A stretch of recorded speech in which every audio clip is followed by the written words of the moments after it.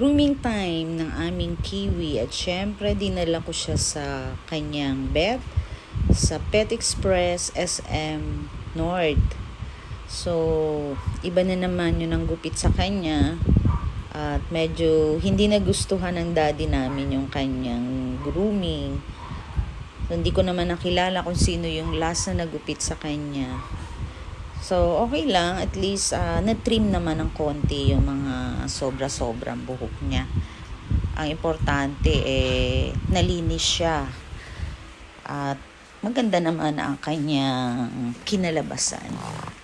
So, dito nga pala sa Pet Express, makikita natin na kumpleto silang lahat. Nandito yung mga pangangailangan ng mga alaga natin, katulad ng aso, ng mga pusa. Kumpleto sila sa mga accessories, sa mga health medicine nila. At nabilhan ko siya nung para sa kanyang mata. Ayan, nabilhan ko siya ng pang-wipes niya para for everyday use.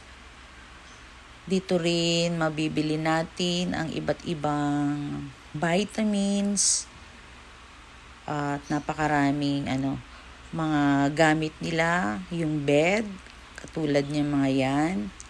At nabilhan ko din siya ng new bed niya.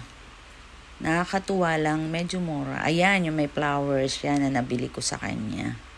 At tuwan-tuwa siya yan. Kasyang-kasya sa kanya yan. Binili ko na nga yung isa dyan. And, punta tayo sa mga diaper sa kanyang mga kailangan naman for everyday use. Ayan, ang mga diaper ng ating mga alaga. Like dog.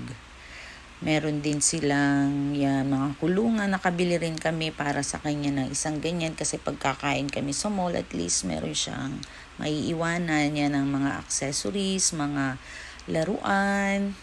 Napakadami. Yung kanyang mga gusto nyong maaliw-aliw ang inyong mga pet, yan, bilhin nyo siya ng ganyan. Nandyan na rin yung mga treats. Ang dami. Wala na kayo hahanapin pa. Napakaraming treats and foods. Dito ay kumpleto na lahat.